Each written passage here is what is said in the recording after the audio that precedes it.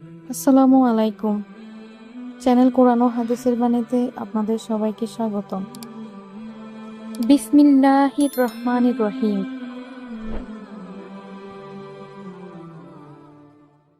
দোয়া ইবাদতের মূল। দোয়ার মাধ্যমে আল্লাহর নৈকট্য অর্জন করা সম্ভব। যে বান্দা আল্লাহর কাছে চায়, আল্লাহ তাআলা তার উপর খুশি হন। যে চায় না, তার উপর অসন্তুষ্ট হন। তিরমিজি হাদিস 3373। দোয়া হলো আল্লাহর সামনে বান্দার সমর্পণ করা। মহান আল্লাহর দরবারে বান্দার হীনতা ও দীনতা প্রকাশের উত্তম পন্থা দোয়া। তাই দোয়া একটি গুরুত্বপূর্ণ ইবাদত। জুম্মাবার সপ্তাহের শ্রেষ্ঠ দিন। এই দিনে দুটি সময় আছে যখন আল্লাহ তাআলা দোয়া কবুল করে থাকেন। আল্লাহর রাসূল সাল্লাল্লাহু আলাইহি ওয়াসাল্লাম বলেছেন, দোয়াই ইবাদত। আল্লাহ তাআলা বলেন, তোমাদের প্রতিপালক বলেছেন, আমাকে ডাকো, আমি তোমাদের ডাকে সাড়া দেব। নিশ্চয়ই অহংকার বশে যারা আমার ইবাদত থেকে মুখ ফিরিয়ে নেয়, তারা লাঞ্ছিত হয়ে জাহান্নামে প্রবেশ করবে। সূরা মুমিন আয়াত 60। তিরমিজি হাদিস 2969। আবু দাউদ হাদিস 1479। ইবনে মাজাহ হাদিস 3828। দোয়াই হলো ইবাদতের মূল। আল্লাহ তাআলা তার কাছে প্রার্থনা করা পছন্দ করেন, এতে তিনি বান্দার উপর খুশি হন। তাই তো আল্লাহ তাআলা বলেন, তোমরা আল্লাহর কাছে তার অনুগ্রহ প্রার্থনা করো। সূরা নিসা আয়াত 32। যদি রিজিক হালাল হয় আর গুনাহ বা আত্মীয়তার সম্পর্ক ছিন্ন করার দোয়া না হয়, তাহলে সে দোয়া অবশ্যই কবুল হয়। এই সম্পর্কে আল্লাহ বান্দার জন্য প্রতিশ্রুতি দিয়েছেন। আল্লাহ বলেন, হে নবী, আমার বান্দাগণ যখন আপনার কাছে আমার সম্পর্কে জিজ্ঞেস করে, তখন আপনি তাদেরকে বলুন, আমি এত নিকটবর্তী যে কেউ যখন আমাকে ডাকে আমি তার ডাক শুনি। সুতরাং তারাও আমার কথা অন্তর দিয়ে গ্রহণ করুক আর আমার প্রতি ঈমান আনুক, যাতে তারা সঠিক পথে এসে যায়। সূরা বাকারা আয়াত 186। আল্লাহ তাআলা বান্দাদের দোয়া কবুল করার ওয়াদা করেছেন। সব সময় সব অবস্থাতেই তিনি দোয়া কবুল করেন। তবে হাদিসে বিশেষভাবে জুম্মার দিনের দুটি সময়ের কথা বলা হয়েছে। বান্দা তখন আল্লাহর কাছে যা চাইবে, আল্লাহ তাআলা অবশ্যই তা দান করবেন। হযরত আবু হুরায়রা রাদিয়াল্লাহু তাআলা বলেন, রাসূল সাল্লাল্লাহু আলাইহি ওয়াসাল্লাম একদিন জুম্মার দিনের আলোচনা করেছেন। তিনি বলেন, এই দিন একটা সময় আছে, তখন কোনো মুসলিম নামাজরত অবস্থায় আল্লাহর নিকট যা চাইবে, আল্লাহ তাকে অবশ্যই তা দেবেন। আবু হুরায়রা রাদিয়াল্লাহু বলেন, এরপর রাসূল সাল্লাল্লাহু আলাইহি ওয়াসাল্লাম হাত দিয়ে ইশারা করেছেন। ওই মুহূর্তটা অতি অল্প সময়। বুখারী হাদিস 935, মুসলিম হাদিস 852। বিশুদ্ধ হাদিস গ্রন্থ মুসলিমের এক স্পষ্ট বর্ণনায় এসেছে, সেই মুহূর্তটি খুবই সামান্য সময়। মুসলিম হাদিস 852। আবু দারদা ইবনে আবু মুসা আশআরী রাদিয়াল্লাহু হতে বর্ণিত, তিনি বলেন, আমি আমার পিতাকে বলতে শুনেছি, তিনি বলেন, আমি রাসূল সাল্লাল্লাহু আলাইহি ওয়াসাল্লামকে বলতে শুনেছি, তিনি জুম্মার দিনের বিশেষ মুহূর্ত সম্পর্কে বলেছেন। ইমামের মিম্বরে বসার সময় থেকে নামাজ শেষ করা পর্যন্ত সময়টি সেই বিশেষ মুহূর্ত। আবু দাউদ হাদিস 1049। খুতবা শুরু হওয়ার পর থেকে নামাজ শেষ হওয়া পর্যন্ত অল্প একটু সময় পাওয়া যায়। দুই খুতবার মাঝখানে সে অল্প সময়টা দোয়া কবুলের সময়। জুমার দিনে দোয়া কবুলের বিশেষ আরো একটি সময়ের কথা বলা হয়েছে। জুম্মার দিনের 12 ঘন্টার মধ্যে এমন একটি মুহূর্ত রয়েছে, যদি কোনো মুসলিম এই সময়ে আল্লাহর কাছে কিছু প্রার্থনা করে, তাহলে মহান ও সর্বশক্তিমান আল্লাহ তাকে তা দান করেন।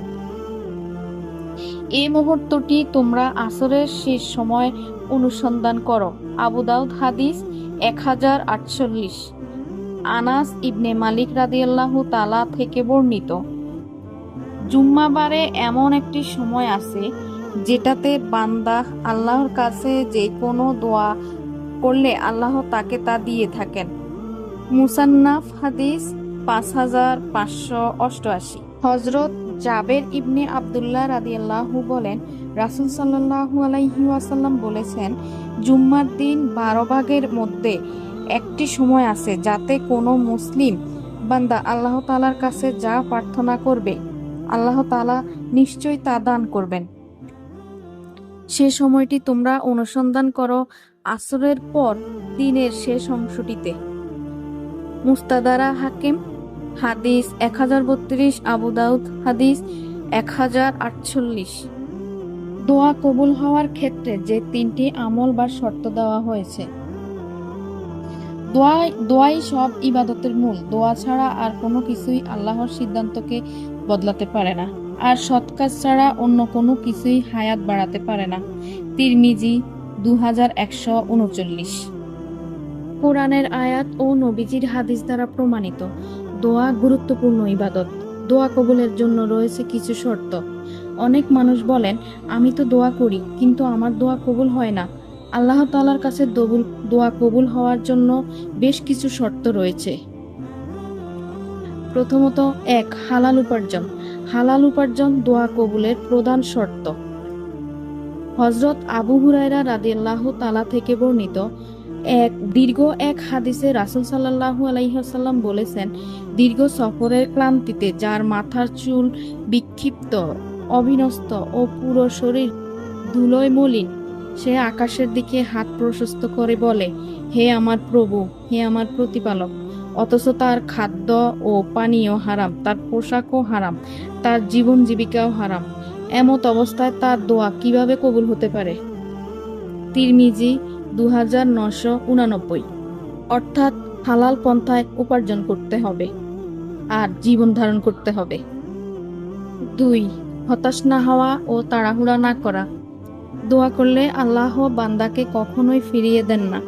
হযরত আবু হুরায়রা রাদিয়াল্লাহু বর্ণনা করেছেন, নবীজি সাল্লাল্লাহু আলাইহি ওয়াসাল্লাম বলেন, তোমাদের প্রত্যেক ব্যক্তির দোয়া কবুল হয়ে থাকে যদি সে তাড়াহুড়া না করে আর না বলে যে আমি দোয়া করলাম কিন্তু আমার দোয়া তো কবুল হলো না। বুখারী হাদিস 6340, মুসলিম হাদিস 2735। 3. আল্লাহর উপর বিশ্বাস ও আস্থা নিয়ে দোয়া করা। হযরত আবু হুরায়রা রাদিয়াল্লাহু তাআলা বর্ণনা করেন, নবীজি সাল্লাল্লাহু আলাইহি ওয়াসাল্লাম বলেছেন, তোমরা আল্লাহর কাছে দোয়া কবুল হওয়ার পূর্ণ আস্থা নিয়ে দোয়া করো।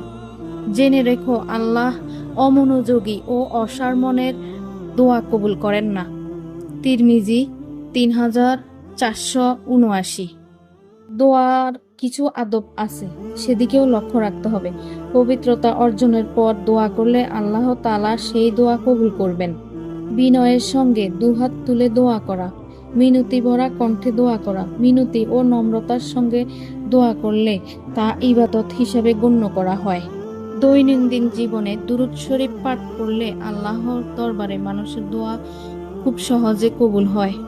হাদিস শরীফে আছে, কোনো দোয়াই আল্লাহর দরবারে কবুল হয় না যতক্ষণ সে দোয়ার আগে ও পরে নবী করিম সাল্লাল্লাহু আলাইহি ওয়াসাল্লামের উপর দুরূদ পড়া হয় না।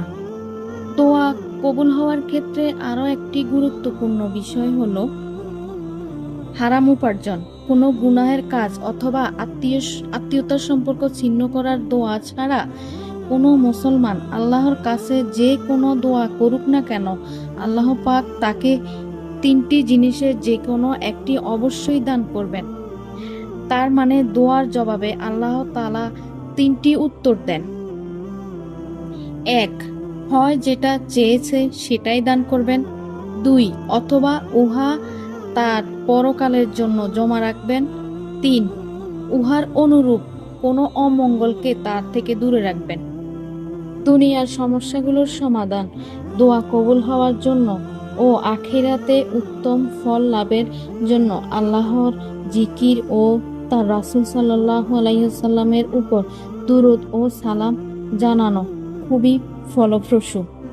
অতএব আল্লাহ আমাদের সবাইকে সঠিক বুঝ দান করার মাধ্যমে জীবনযাপন করার তৌফিক দান করুন। আমিন।